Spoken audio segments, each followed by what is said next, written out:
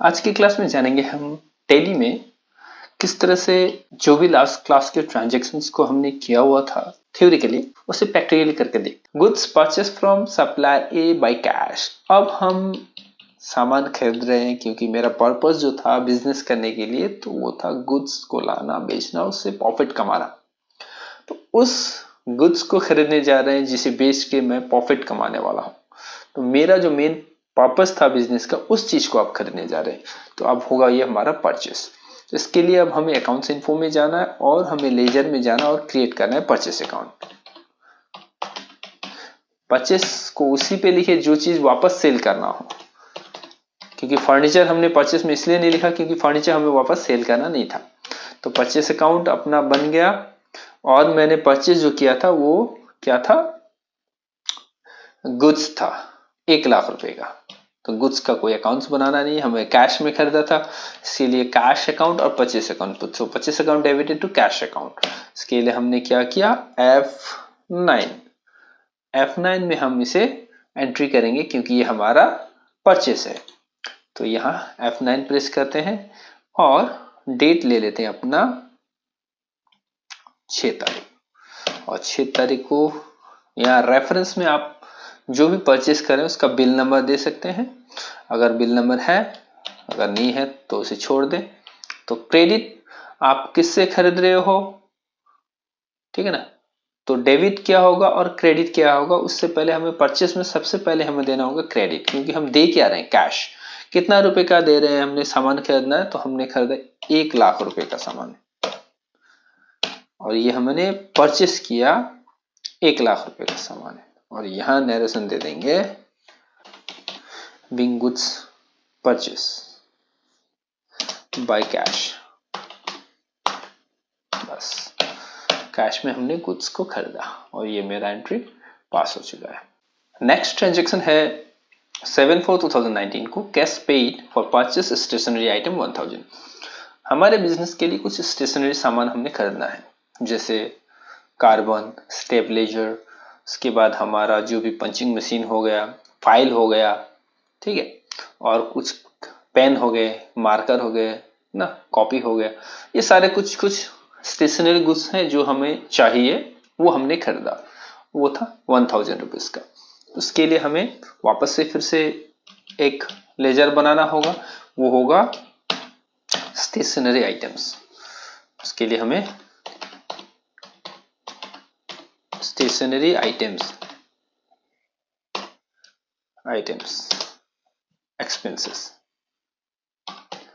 Expenses लिख दें क्योंकि ये खर्चा है हमारा, और ये हमारा जाएगा इनडायरेक्ट एक्सपेंसेस पे।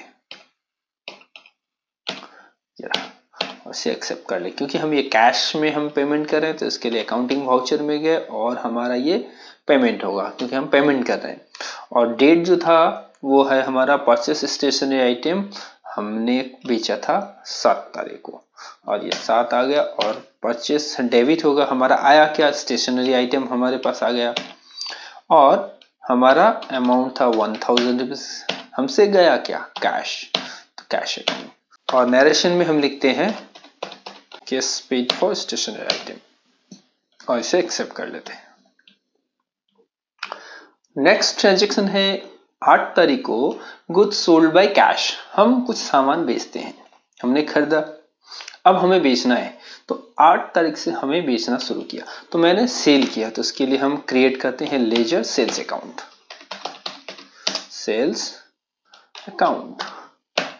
और इसे सेल्स में डाल देते हैं सेल्स अकाउंट और इसे एक्सेप्ट कर लेते हैं। और वाउचर में चले जाते हैं, अकाउंटिंग वाउचर, और वहां हमें सेल करना है तो F8 हम सेल करते हैं।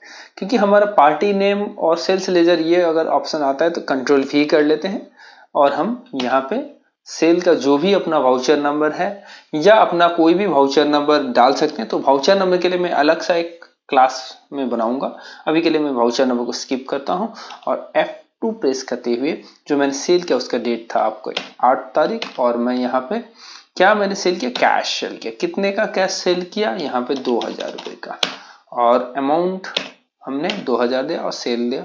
तो मैं यहाँ लिख देता हूँ being goods sold by cash और इसे एक्सेप्ट कर देता हूं। और ये हमारा 8 तारीख होगी। फिर 9 तारीख को था good sold to mister Vikas on credit and credit limit 3 days. हमने विकास को बेचा 3 दिन के लिमिट के लिए, 3 दिन बाद उसे पेमेंट करना होगा 9 तारीख को।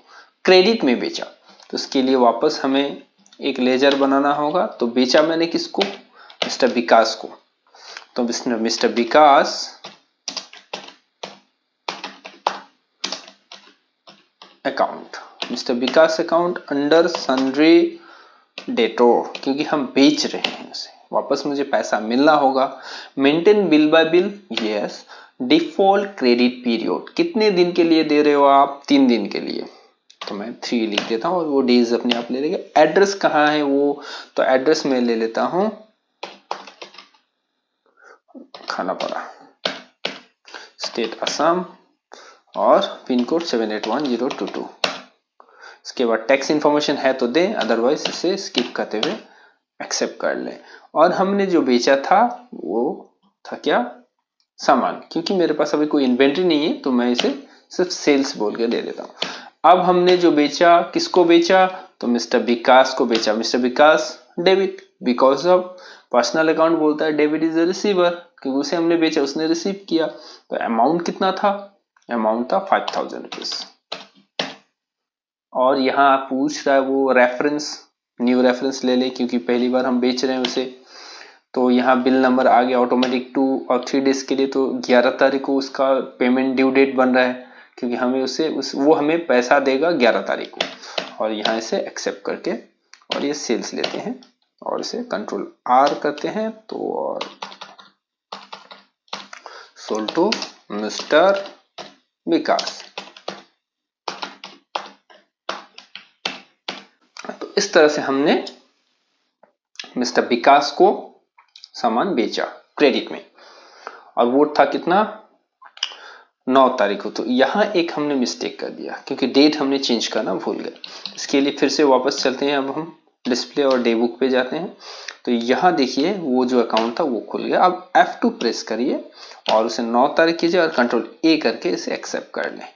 ठीक है, तो फिर वापस हम अकाउंट से इन्फो पे चलें और लेजर में जाते हुए फिर क्या बोल रहा है आपको? तारीख के बाद 10 तारीख को सेल कर रहा है, फिर से गुड सेल कर रहा है और हम 12 तारीख को रिसीव कर रहे हैं। चलिए, तो अब हमें लेजर बनाने की जरूरत नहीं है क्योंकि वापस मुझे वो सेल कर रहा है। तो सीधे वाउचर में जाएं और सेल वाउचर पे जाके F2 प्रेस करें और डेट है अपना 10 तारीख। कैश सेल कर रहे हैं, अमाउंट 6000 रुपया और सेल्स, और इसे एक्सेप्ट कर लें। फिर नेक्स्ट है आपको कैश रिसीव फ्रॉम मिस्टर विकास। जो मैंने बेचा था वो अब मुझे वापस उसका पैसा मिल रहा है। तो मैं एक बार टेली पे देख लेता हूं कि वो मुझे क्या किस तरह से दिखाएगा। उसके लिए डिस्प्ले पे जाएं और वो देख लें अकाउंट्स बुक और स्टेटमेंट ऑफ अकाउंट्स। यहाँ पे देखिए आउटस्टैंडिंग, स्टेटमेंट ऑफ अकाउंट्स में आउटस्टैंडिंग देखें और देखें रिसीवेबल, आपको जो मिलना है वो यहाँ दिखाएगा। तो मिलना है किसी से आपको? यस मिलना है। कितना मिलना है आपको? तो बोल रहा है मुझे 5000 रुपये मिलना है। किस डेट को? ड्यू डेट जो बोल रहा है वो है 12 तारीख को, 12 अप्रैल 2019 को मुझे मिलना है 5000 रुपये विकास से। तो वो देख रहा है हमें। तो 12 तारीख को यहाँ पे भी क्वेश्चन में आ गया कि पैसा हमें मिल रहा है। तो वाउचर में चले गए और रिसीव F6 प्रेस करते हुए F2 प्रेस करें और यहाँ पे 12 लिख दें। मंथ और ईयर अपने आप ले लेगा। अब बोल रहा है क्रेडिट कौन होगा? तो पैसा हमें मिल रहा है, कैश रिसीव हो रहा है और कौन दे रहा है? विकास दे रहा है। तो क्रेडिट गिवर, तो विकास, मिस्टर विकास हमारा हो गया क्रेडिट। और 5000 उसका अमाउंट देखिए यहाँ पे भी दिख रहा है। देखिए आपको ये 5000 उसका जो भी बैलेंस था। तो यहाँ पे ऑप्शन आया था, उस समय हमने न्यू रेफरेंस लिया। इस समय हम न्यू रेफरेंस नहीं ले क्योंकि हम नया एंट्री नहीं करें, क्योंकि किसी के अगेंस्ट में पैसा को रिसीव करें। तो अगेंस्ट वो जो बिल नंबर 2 था वो देखिए पेंडिंग बिल नंबर 2 जो 9 तारीख को हमने यहाँ पे एंट्री किया हुआ था वो आ गया और इसे 5000 देते हुए उसे डेबिट ले ले। क्या रिसीव करें हम लोग अभी? कैश। तो कैश हम लोग ले लेते हैं। तो यहां आप नरेशन दे दें, pink cash receive from mister Vikas, बस, और इसे एक्सेप्ट कर लें। इस तरह से हमने पैसा रिसीव भी कर लिया। 13 को क्या हो रहा है, cash deposited to SBI bank. तो मैंने सेल किया, कुछ पैसा जमा हो गया, अब मैं उस पैसे को फिर वापस क्या कर रहा हूँ, डिपॉजिट, क्योंकि अब लेजर मुझे बनाना है नहीं, मेरे पास ऑलरेडी लेजर है, एसबीआई बैंक अकाउंट और कैश अकाउंट। तो अब हम कॉन्ट्रा वाउचर पे जाते हैं और इसे क्या करते हैं, कॉन्ट्रा वाउचर पे एंट्री कर लेते हैं। उसके डेट होगा 13। तो 13 में बोल रहा है कि कैश हमारा डिपॉजिट हुआ, तो कैश क्रेडिट हो गया, कितना रुपया, 10,000 रुपया, और एसबीआई बैंक अकाउंट डेबिट हो गया। तो यहां आप लिखे being cash deposited to SBI bank, बस, और इसे एक्सेप्ट करके छोड़ दें इसे। तो ये जो पैसा था मेरा बैंक अकाउंट में चला गया। अब आ गया जो 3 एंट्री है, 34/2019 को cash paid for electricity bill, और 30 को ही कैश हम लोग जो चेक पेमेंट कर रहे हैं सैलरी के लिए, और 30 को ही कैश पेड हो रहा है किसके लिए, रूम रेंट के लिए। और हम सबसे पहले इसके बाद अब लेजर अकाउंट बना लेते हैं। यहाँ पे अकाउंट्स इन्फो में जाते हैं और लेजर में जाते हुए क्रिएट कर लेते हैं। अब देखिए हम पेमेंट कर रहे हैं क्योंकि मंथ का एंड है, तो इलेक्ट्रिसिटी बिल हो गया, सैलरी हो गया, रूम रेंट हो गई, ये सब मुझे पेमेंट करना है। तो हम यहाँ पे उसका क्या कर लेते हैं, लेजर बना लेते हैं। तो उसके लिए electricity bill account,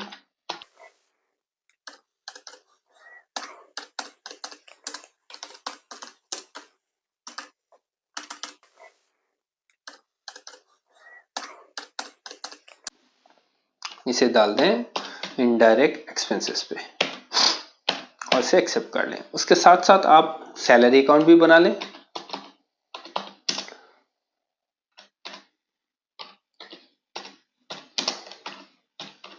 salary expenses account, और इसे भी आप एक्सेप्ट कर लें। इसके बाद अंत में जो था लास्ट में वो है रूम रेंट अकाउंट। तो रूम रेंट एक्सपेंसेस अकाउंट, उसे भी आप एक्सेप्ट कर लें। इस तरह 3 लेजर को एक साथ आप बना लें और इसे हम एक्सेप्ट कर लेते हैं। और इसके बाद सीधे वाउचर में चले जाएं, अकाउंटिंग वाउचर, और आप F2 प्रेस करें और लास्ट डेट जो था वो था 30, और 34 को, जो भी 30 अप्रैल को अब हम पेमेंट कर रहे हैं, तो F5, ठीक है, मेरा मंथ एंड है और सबसे पहले हम पेमेंट कर रहे हैं इलेक्ट्रिसिटी बिल। तो इलेक्ट्रिसिटी बिल एक्सपेंसेस हम जो पेमेंट कर रहे हैं वो है 2500। तो बाई जो भी था कैश था, कैश, और यहां ले लेते हैं कंट्रोल R, रिपीट करते, being cash paid for electricity, और इसे एक्सेप्ट कर लेते हैं। वापस हम पेमेंट करते हैं सैलरी के लिए। तो सैलरी अकाउंट डेबिट, जो भी अपना सैलरी एक्सपेंसेस डेबिट हो गया, और वो अमाउंट था 20,000, और हम पेमेंट करें चेक के थ्रू, तो एसबीआई बैंक। तो एसबीआई बैंक से हम इसे चेक नंबर कुछ भी एक दे देते हैं, और last one room rent, room rent account payment करते हैं हम 10,000 बाई कैश, इस नरेशन को लिखते हुए इसे एक्सेप्ट। और इस तरह से हमारा जो भी ट्रांजैक्शन था वो टेली में हमने एंट्री कर लिया।